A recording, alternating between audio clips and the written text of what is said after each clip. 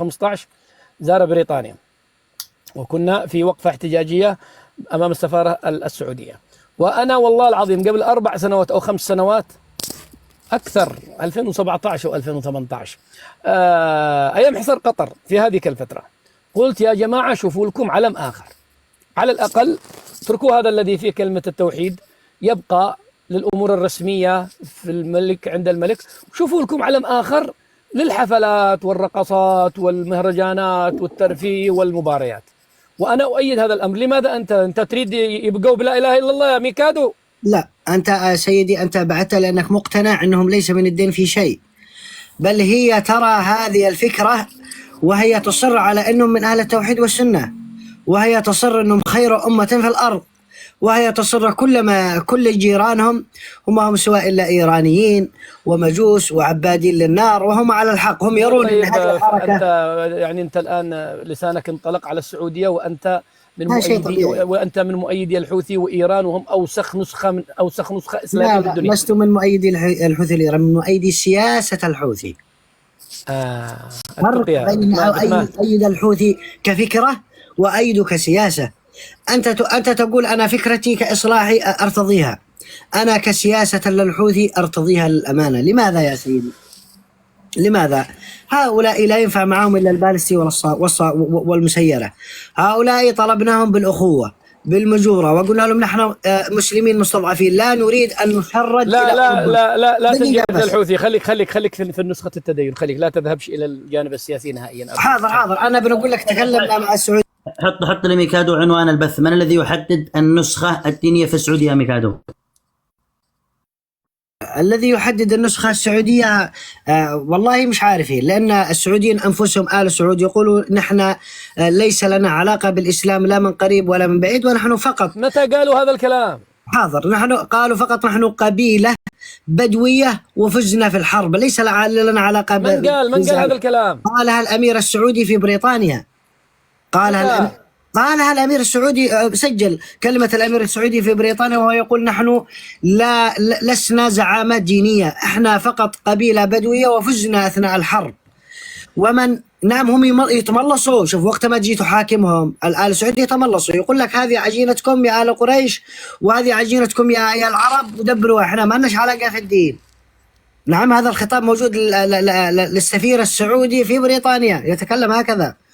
وبالتالي أنا بنقول لك الجماعة الحين بيقولوا معهم علمين. وعلى فكرة لو قلنا أعطي الإثبات فتطلع صورتك أنت وأنت تبعد كلمة لا إله إلا الله تقول هذا إحنا قد نسيت، ولما هم والله أنه ما زال لا إله إلا الله وتلفه وترقص به، وهذا الكلام هو كلام إنشائي غير موجود في المملكة، وليس موجود علمين، بل علم واحد لا إله إلا الله محمد رسول الله، ويتلحفين ويفرشين ويعملون بها كل حاجة. لا تصدق.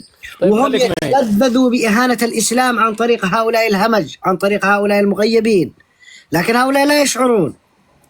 طيب اولا انت متحامل. انا لا سيجيب لك مقطع الفيديو سارسله لعبد اسماعيل. اصبر انت اولا اثبت لي ان هناك من قال من آل سعود نحن قبيلة فازت في الحرب. انا اول مرة اسمعها منك.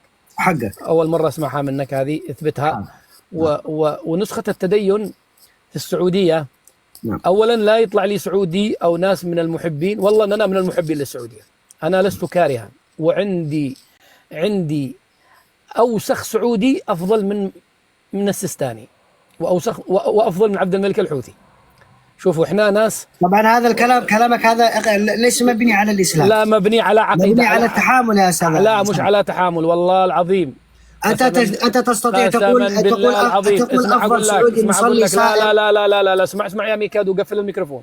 تفضل قفل ميكروفونك. أنا الآن أناقش النسخة السعودية، لكن إذا ناقشنا النسخة الإيرانية تعال واجهني، وتعال وريني على خرافة الولاية والبطنين والفخذين والنهدين والمتعة عند الخميني الذي ترفعوا صورته في صنعاء. اسكتوا انتوا، اسكتوا. عد نسختكم أوسخ 1000 مرة.